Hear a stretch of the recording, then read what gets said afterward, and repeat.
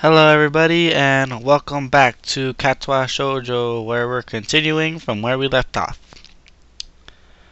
So let's get into it. The morning is far too early for my taste. It doesn't help that I had trouble sleeping last night. There were simply too many things to think about. My mind refused to slow down.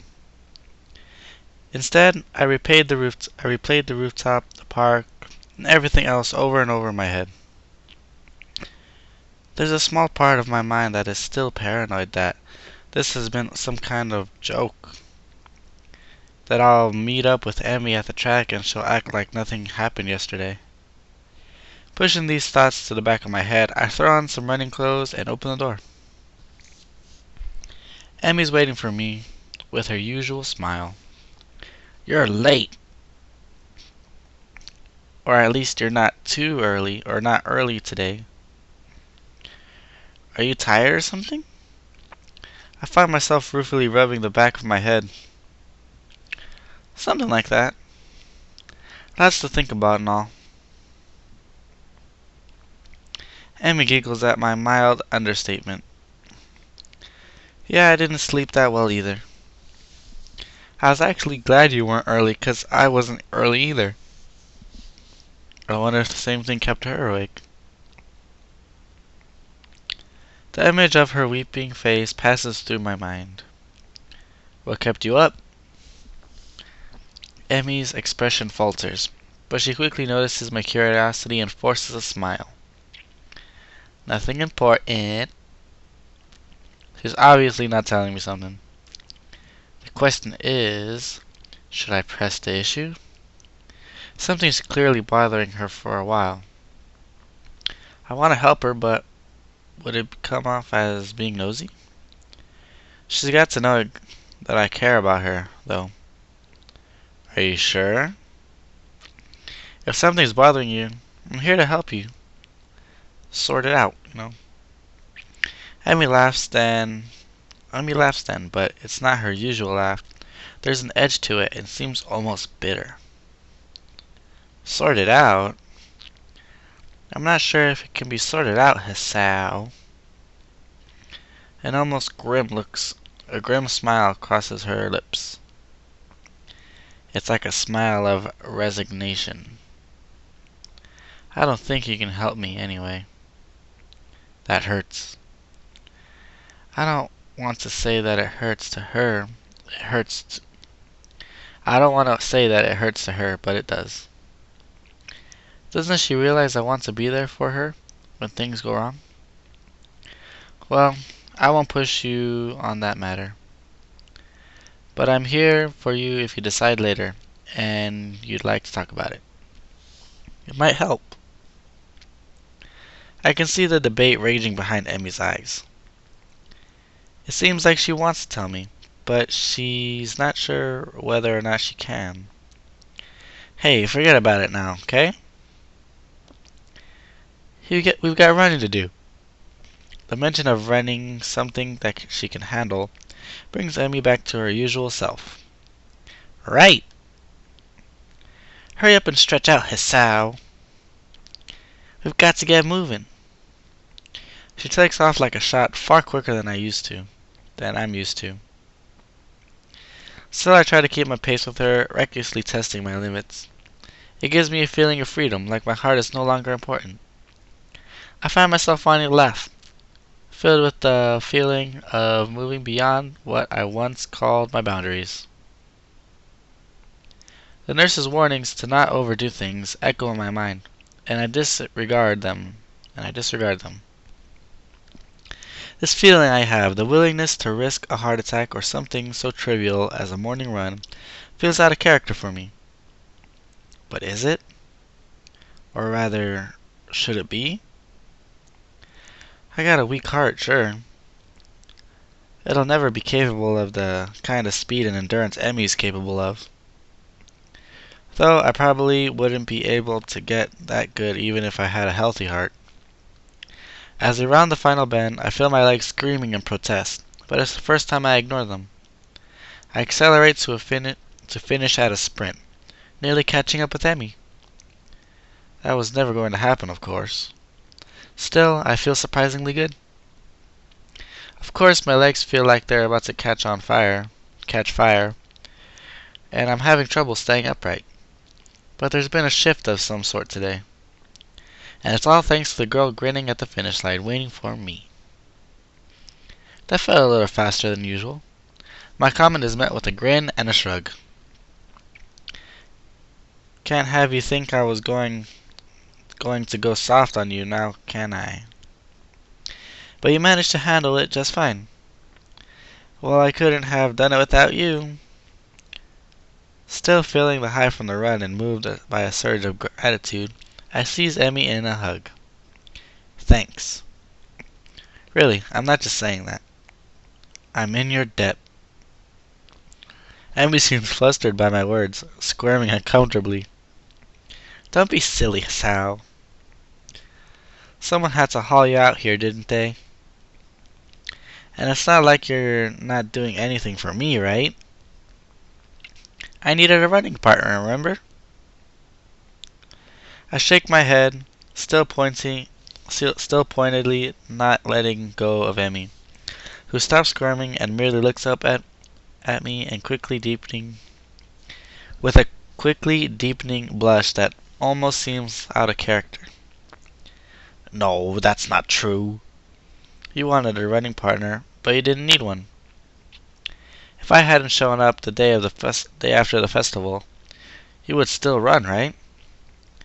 But it doesn't work the other way around. I only managed to make it out a few times before the festival. And without you, I probably wouldn't have made it out at all after that. God. I suck at reading.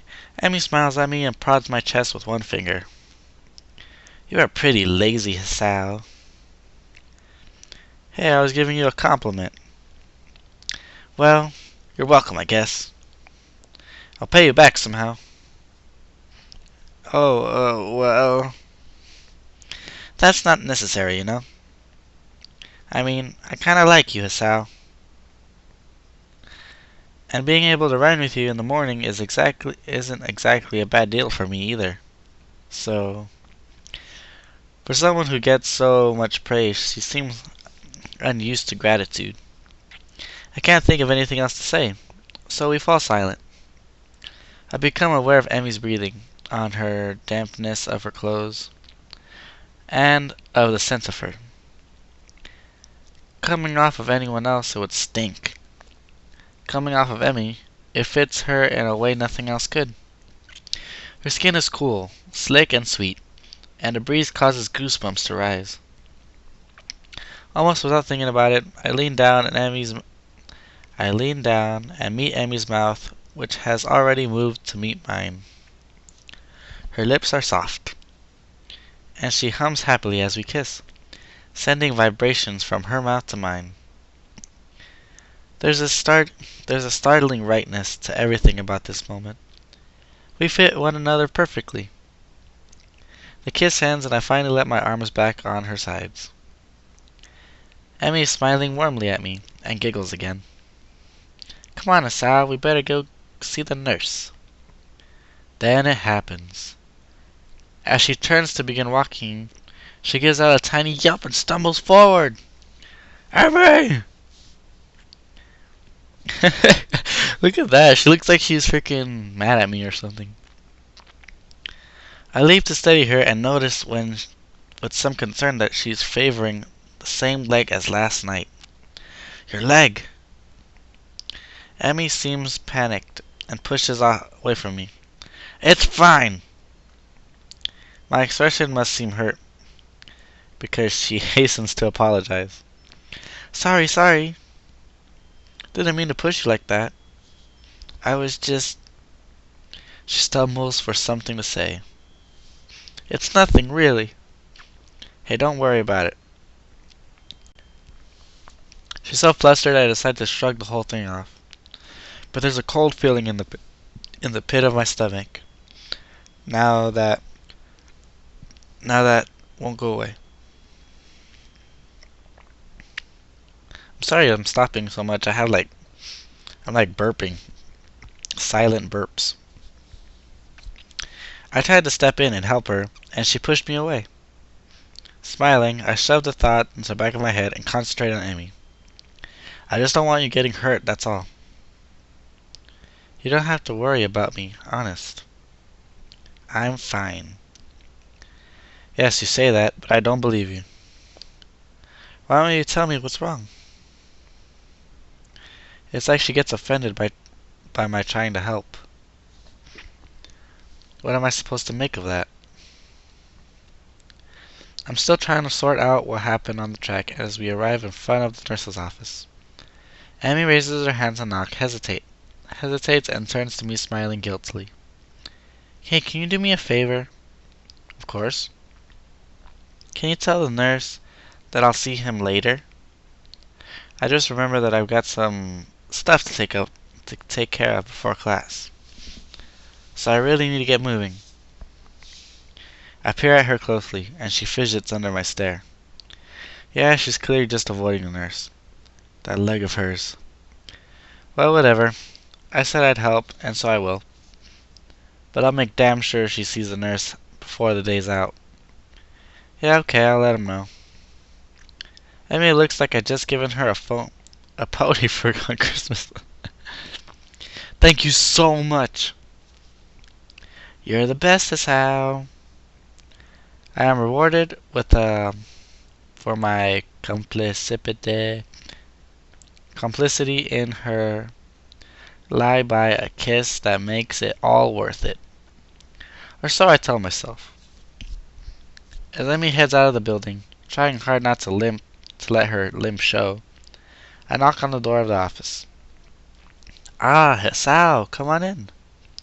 I don't see Emmy with you. She's not sick again, is she? From the tone of his voice, I don't think the nurse is expecting me to say, yeah, she is ill. Or she said that she'd forgotten to do something and she has to skip out, but she'll see you later today. The nurse here heaves an exasperated sigh. Honestly, that girl. She's been avoiding me. Yesterday she said she was in and out of here without even taking off her prosthetics. And now this. Well, at least it's not just me. Amy doesn't want worrying. That's a comfort, I guess. Still, I feel like I should say something about her leg.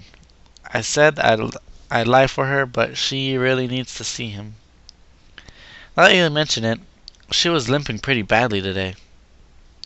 And last night as well. The nurse's eyes narrow at the words last night. And what exactly were you two doing last night? We were, on a date. The nurse raises his eyebrows as if surprised. Really? Interesting, I'm not your father. Huh? Oh, nothing. His gaze turns thoughtfully, and then he grins at me. You don't think you could use some of that boyfriend charm to get... You don't think you could use some of that boyfriend charm to get her to come see me, could you? Of course. I was planning on doing that anyway. I think she's really hurt and she's just pretending she isn't. Yes, she does that. Afraid I'll make her stop running. Will you? I don't like to, but if it's bad enough that she's been limping, well, I guess I'll have to see what's wrong for myself before I can make that call. I see. Emmy not allowed to run? Perish the thought. I don't know if she'd be able to function without running. No wonder she's reluctant to admit anything's wrong. Well, I'll make sure she sees you.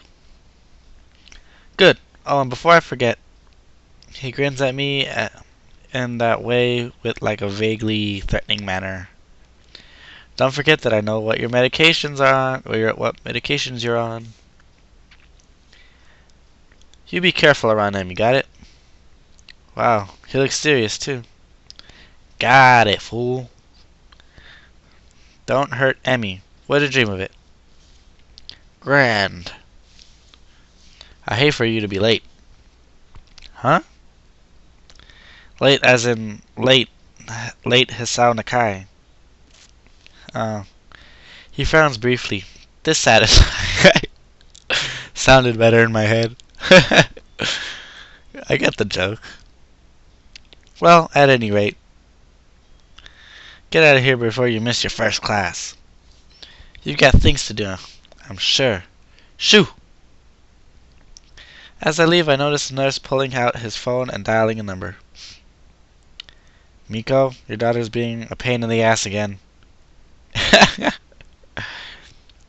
I better head back to my room, or I really like to be late.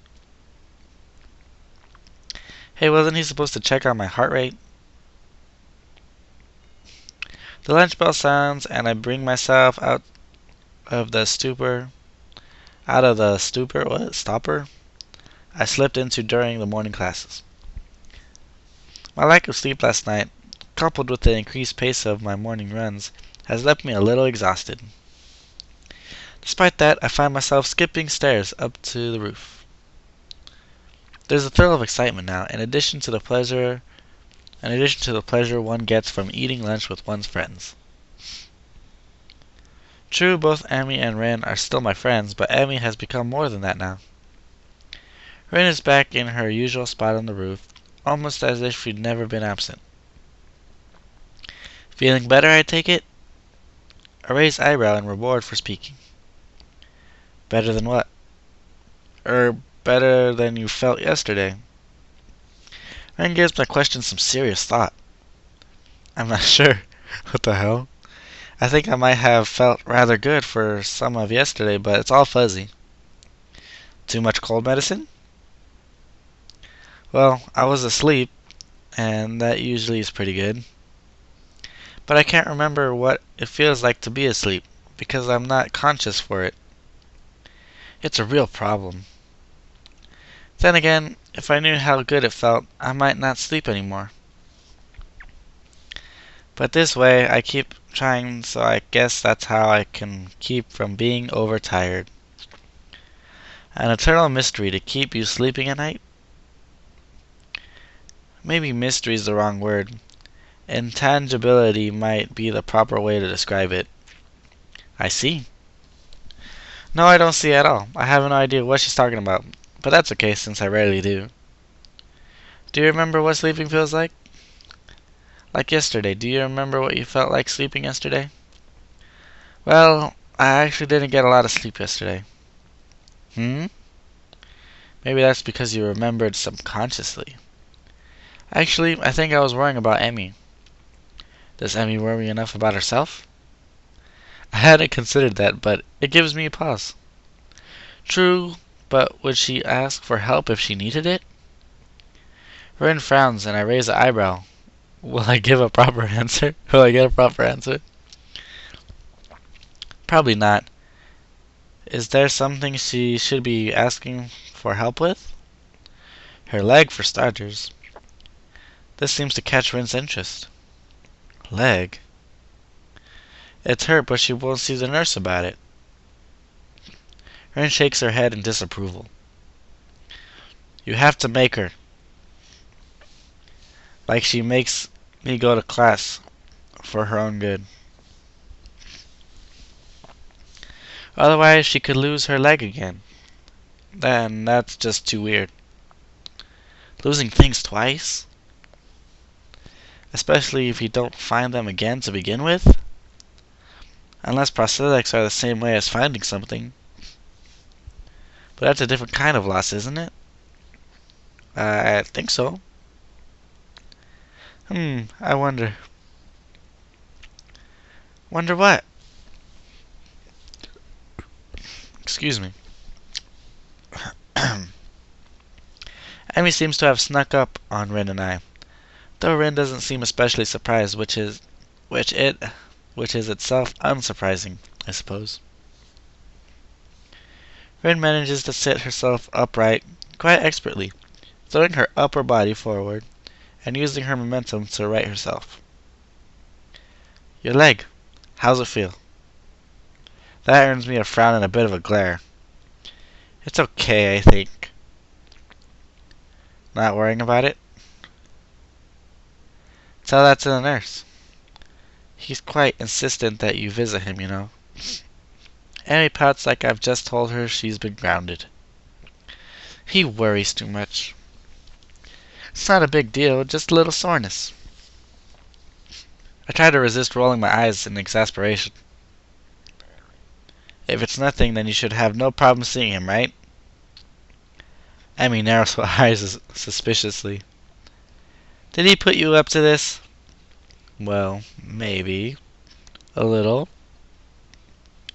But that's not the point. I would have reminded you to see him anyway. It would be terrible to see you hurt, really hurt, and not doing anything about it. That would make it worse, and I don't really want to see you hurt, you know. Call me crazy, but I kinda would prefer you to see you happy and healthy. With each statement, Emmy's frown fades a little more, until eventually she's grinning, albeit, what the hell kind of word is that? A little shyly. Well, if you're going to put it that way, then I guess I'll have to see him. Otherwise, you'll keep worrying, and then I'll never hear the end of it, right? That's right. I'll keep bugging you about it, and that might put a damper on our dates. How's the food, Hasao? Talk to the nurse, Emmy. How was your day, Hasao? Talk to the nurse, Emmy. Hasao, I think I'm ready to go all the way. Talk to the nurse, Emmy. See? Doesn't work that well. Well, I think this is a good place to stop, so next time we'll continue this conversation on the roof. See you guys later.